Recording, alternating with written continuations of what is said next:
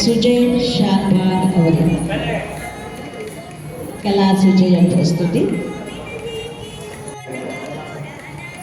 ಬಳಗದಲ್ಲಿ ಕಾರ್ಯಕ್ರಮ ಮಾಡೋದಂದರೆ ನಮ್ಮ ಮನೆಯಲ್ಲೇ ಕಾರ್ಯಕ್ರಮ ಮಾಡೋದಂಗೆ. ಪ್ರತಿ ವರ್ಷ ನಿಮ್ಮ ಈ ಸುಸಂದರ್ಭದಲ್ಲಿ ನನ್ನನ್ನು ನೆನಪಿಸ್ಕೊಂಡು ಕಾರ್ಯಕ್ರಮಕ್ಕೆ ಅನುವು ಮಾಡಿಕೊಡ್ತೀರಿ. ಯಾವಾಗಲೂ ನನ್ನ ವಿದ್ಯಾರ್ಥಿನಿಯರು ಮಾಡ್ತಾಯಿದ್ರು, ಆದರೆ ಈ ಬಾರಿ ನಾನೇ ಮಾಡ್ತಾಯಿದ್ದೀನಿ. ಯಾಕಂದರೆ ಮಕ್ಕಳಿಗೆ ಪರೀಕ್ಷೆ ಇದೆ, ನೃತ್ಯದ ಪರೀಕ್ಷೆಗಳು ನಡೀತಾ ಇದೆ, ಮತ್ತು 13ಕ್ಕೆ ನಮ್ಮದೊಂದು ಹೊಸ ಕಾರ್ಯಕ್ರಮ ಆಗ್ತಾ ಇರೋದ್ರಿಂದ ಅವರು ಬೇರೆ ಕಡೆ ತಾಲೀಮು ನಡೆಸಿದ್ದಾರೆ. ಆ ವಿರಾಮದ ಭಾಗದಲ್ಲಿ ನಾನಿವತ್ತು ಬಂದು ನಿಮ್ಮ ಮುಂದೆ ಪ್ರಸ್ತುತಿಯನ್ನು ಮಾಡ್ತಾ ಇದ್ದೇನೆ. ಕನ್ನಡ ಸಾಹಿತ್ಯದ ವೈಖರಿಯಲ್ಲಿ ಕರ್ನಾಟಕದ ಕೊಡುಗೆ ನಮ್ಮ ವಚನ ಸಾಹಿತ್ಯ ಅಂತ ನಿಜವಾಗ್ಲೂ ನಾವು ಹೇಳ್ಬೋದು. ಯಾಕಂದರೆ ಸರಳವಾಗಿ ಜನಜನಿತವಾಗಿ ತಿಳಿಸಿಕೊಡುವಂತಹ ಸಾಹಿತ್ಯದಲ್ಲಿ ಸಾಮಾಜಿಕ ನಿಲುವುಗಳು ಅಷ್ಟೇ ಅಲ್ಲದೆ ಆಧ್ಯಾತ್ಮಿಕವಾಗಿ ಹಲವಾರು ವಿಷಯಗಳನ್ನ ತಿಳಿಸುವಂತಹ ವಚನಗಳ ಮಾಲಿಕೆಯನ್ನು ನಿಮ್ಮ ಮುಂದೆ ತರುವಂತಹ ಪ್ರಯತ್ನ. ಆದರೆ ಅದಕ್ಕೂ ಪ್ರಾರಂಭಿಕವಾಗಿ ನಾನು ಆ ಶಿವನನ್ನು ಸ್ಮರಿಸುತ್ತಾ ಆತನ ನಾಮಾವಳಿಗಳನ್ನು ಆಧರಿಸಿ ಒಂದು ಪ್ರಸ್ತುತಿಯನ್ನು, ಎಲ್ಲರಿಗೂ ಬರುವಂತಹ ನಾಮಾವಳಿ, ಅದನ್ನು ಪ್ರಸ್ತುತಪಡಿಸಿ ತದನಂತರದಲ್ಲಿ ಅಕ್ಕನ ಒಂದು ವಚನವನ್ನು ಅಭಿನಯಿಸ್ತಾ ಇದ್ದೇನೆ. ಮತ್ತೊಮ್ಮೆ ಮಗದೊಮ್ಮೆ ಈ ಕಾರ್ಯಕ್ರಮಕ್ಕೆ ನನಗೆ ಅವಕಾಶ ಕೊಟ್ಟಿದ್ದಕ್ಕೆ ಬಳಗದ ಎಲ್ಲರಿಗೂ ನಾನು ಧನ್ಯವಾದಗಳನ್ನ ಹೇಳ್ತಾ ಇದೀಗ ನನ್ನ ಪ್ರಯತ್ನಕ್ಕೆ ನಾನು ಮುಂದುವರಿತಾ ಇದ್ದೇನೆ. ಇಷ್ಟ ಆಗುತ್ತೆ ಅಂತ ಭಾವಿಸ್ತೇನೆ. ನಮಸ್ಕಾರ.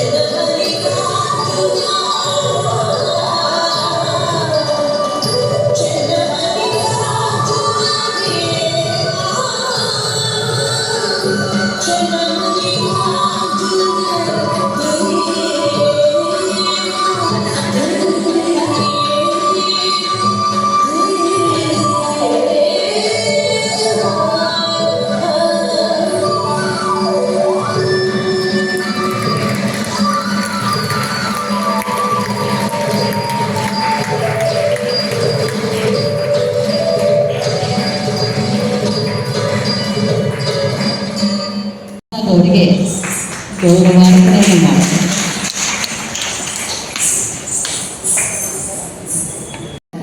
ಅಂಥವರು ವರ್ಷನೂ ನಾವು ಕೇಳಿದ ಕೂಡಲೇ ಒಂದು ವರ್ಷನೂ ಅವರು ಇಲ್ಲ ಅನ್ನಲಾರ್ದ ಈ ನೃತ್ಯ ಪ್ರದರ್ಶನವನ್ನ ಅಕ್ಕನ ಬಳಗದೊಳಗೆ ನನ್ನ ಮಕ್ಕಳ ಸಂಸ್ಥೆಯೊಳಗೆ ಮಾಡ್ತೀನಿ ಅನ್ನುವಂಥ ಅವರು ತುಂಬ ಮನಸ್ಸಿನಿಂದ ಮಾಡ್ತಾ ಇದ್ದಾರೆ.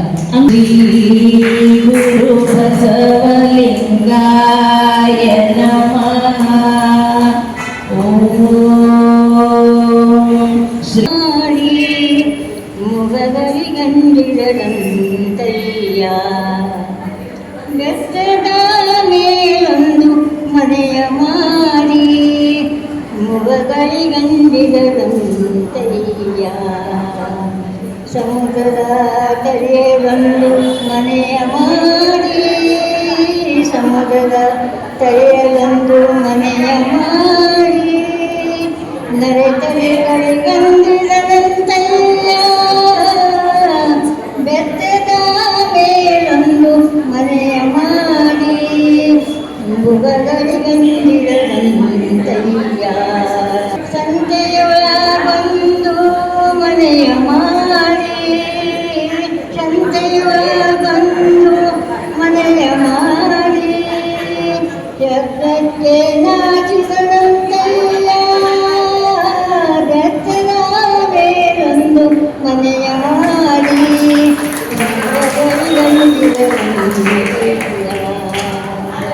ಮತ್ತೆ ಯೋಗದೊಳಗೆ ಹುಟ್ಟಿದ ಬಳಿಕ ಯೋಗದೊಳಗೆ ಹುಟ್ಟಿದ ಬಳಿಕ